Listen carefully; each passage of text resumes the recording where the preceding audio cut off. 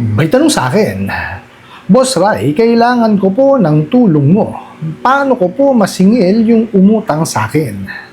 Good morning, sir. Tanong ko lang po, yung humiram ng pera sa akin, kakilala ko po sila. Pero nung nakahiram na, nakadalawang hulog lang, di na po naulit na naghulog.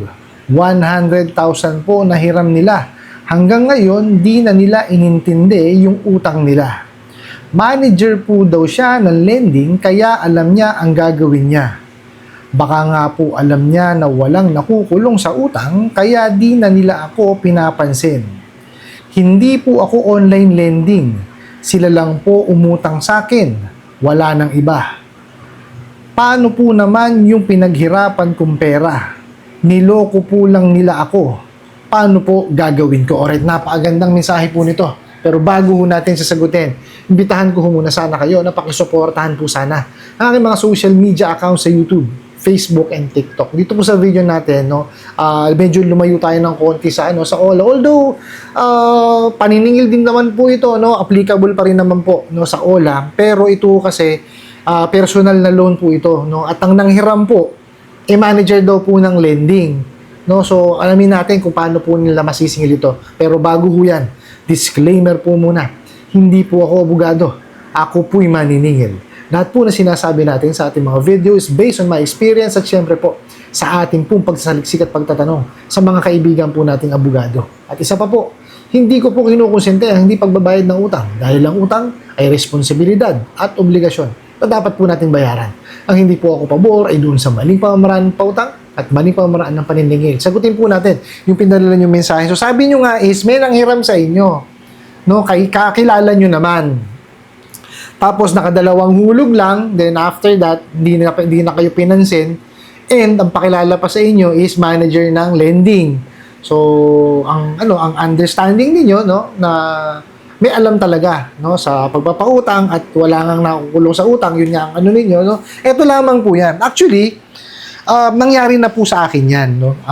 Hindi po personal na utang sa akin, sa company din po. Nanghiram siya, manager ho siya sa isang financial institution. Okay. So pinahiram namin kasi base sa credit investigation, verification, and evaluation, pasok naman siya. Okay. And then, ang nangyari is, siguro mga 1 taon lang po nagbayad, naglaho na hong bigla. Okay? So, ang lagi niya sinasabi, pagka yung tinatawagan siya ng agent namin is, nagipit daw siya, nagipit. So, okay lang, namin, sabi namin is, pwede ka namin bigyan ng payment option and everything. Ayaw talaga ayaw na makipag-usap. Hanggang sa lumipat na lang po ng bahay. Okay, so, actually, napunta po yung account sa akin and fortunately, nung miskip trace ko po, nakita ko naman. So, kinausap ko siya. Sabi niya sa akin, alam niya yung ginagawa niya kasi manager siya sa financing. Sabi ko, the more ka ako na ikaw dapat magaling magbayad. Kasi alam mo yung kalakaran Yan din yung sinabi sa akin, wala daw nakukulong sa utang. Yes, wala ka ako nakukulong sa utang. Diba? Pero, siyempre ako, gagawin namin yung lahat ng pamamaraan namin ng paniningil para mapagbayad ka.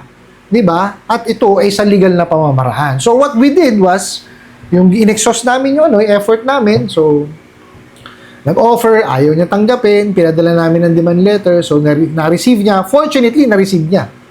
Okay? Receive niya yung demand letter, hindi siya tumalima, so we filed a case, small claims case.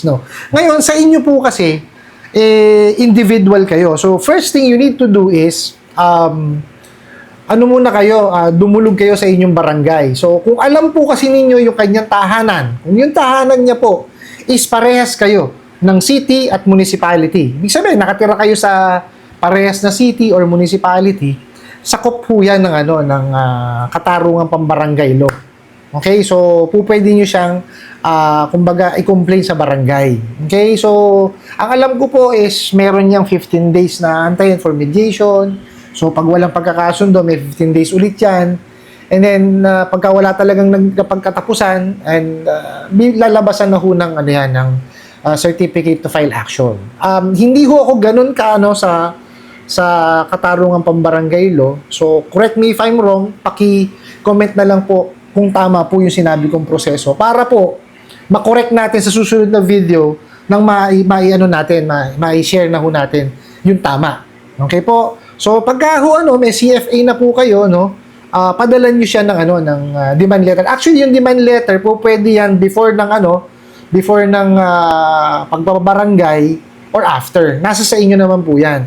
Yung demand letter pwede kayong gumawa or much better ho paggawa niyo sa abogado. Kasi syempre pag abogado, mas may dating kasi yun eh. Okay? Now, pagka may padalan niyo po siya, pwedeng marami pamaraan yan eh, yung through snail mail. Through snail mail po, no? Through courier or registered mail at saka yung personal na pagpapadala po sa kanya. Ang important po kasi diyan is ma-receive niya. Now, tanungin, baka sabihin paano kung ayaw receivein? Okay, may pamamaraan po diyan. Kasi po, pagka po yan is sa post office, meron yang return card. So, malalaman nyo kung ni-receive or hindi. Okay. Ngayon, pagka yan, mga courier, meron din sila certification na binibigay kung na-receive nyo yan o hindi. Now, kung personal nyo ibibigay yan at ayaw talagang tanggapin, now, ang gawin nyo po is, iwan nyo lamang po doon, tapos, picturean nyo lang na nandun sa na may palatandaan na bahay niya yon or what. And then, pumunta ho kayo sa lawyer o sa notary public, gumawa ho kayo ng affidavit of service. Okay? Kasi yon ilalahad nyo lang naman po kung ano yung ginawa nyo pamamaraan para ma-receive niya yung yung demand letter at sabihin nyo na ayaw niya nga tanggapin. So, tinatanggap po sa korte yon. So, pag meron na ho kayo nun, eto na. Punta na ho kayo ng small claims court. Ito po kasi yung tamang pamamaraan po ng paniningil. Yung lahat ng mga sinabi ko. Hindi ho kasama rito yung pangwawalangya, yung pangaharas, pagtawag po sa mga taong walang kinalaman sa utang, hindi ho yun ang tamang paniningil. Pag yun po ang ginawa ninyo, para kayo itong mga bugo katabusadong online lending apps. 'Di ba? Mawawalan ho ng saysay ang pagpapautang ninyo. Kasi dahil nga pinagbabawal ng batas yan, meron kayong kaso diyan. Magkakaroon kayo ng kaso. So mababaliwala yung pinapautang niyo. Kumbaga, mababawasan yung pangil nyo para makasingil. Kasi syempre, may laban na sila sa inyo Hinaras yun na sila Which is yun ang nangyayari dito sa mga bugo katabusadong online lending apps. Ito ba? So ngayon, ito na. Punta nyo po sa small claims court, no? Kung gusto nyo, magpa-assist ho kayo sa abogado. Pwede naman yun. Ang abogado po, bawal sa small claims during yung actual yung mediation na po. No, hindi sila po pwede ron.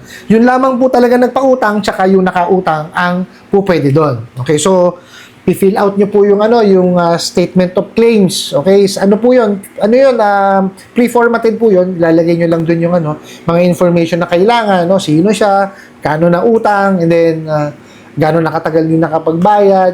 Kung may interest, lagay nyo. Kung may penalties, lagay nyo po. Tapos, kasama po doon is yung Certificate of Non-Forum Shopping. Ibig sabihin po nito na ito lang yung ginawa nyong isinampan yung kaso. Okay? Wala sa ibang, wala na kayo ibang hinabla. So, kailangan po yun. Now, pagka ho nun, bibigyan siya ng, padadala ho siya ng, ng imbitasyon. And then, bibigyan siya ng 10 days to answer. And then, isa-set na po yung hearing. Tapos, sa hearing po kasi, dun sa mismong, small claims court, bibigyan ho muna kayo ng pagkakataon. Okay? Na mag-usap. Mediation po yun, pagka wala kayo na pagtapusan, yan, papakialaman po ni judge. Actually, malaki po ang laban nyo dyan. Bakit? Kasi po, sabi nyo, sa lending siya nagtatrabaho and manager pa siya. So, sasabihan lang siya ni judge na alam mo, ang hanap buhay ng pagpapautang. Bakit ginaganyan mo siya, yung nagpahiram sa'yo?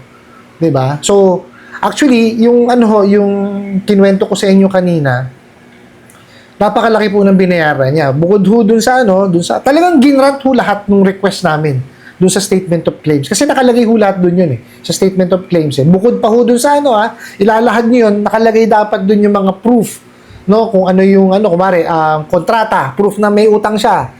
Kung kagaya na sa inyo, tao sa tao, wala kayong pinirmahang kontrata, yung SMS, or conversation nyo, or may tao na magsicertify na nakahiram siya sa inyo. Pwede na ho yun. So, Yun yung mga nakalagay po sa statement of claims, dinagdag ko lang yon. So, malaki po yung ibinayad niya. Talagang sinunod po ng small claims court po, yung amin pong nilagay doon sa statement of claims. And even, dinagdagan pa po siya ng lawyer's fee, no?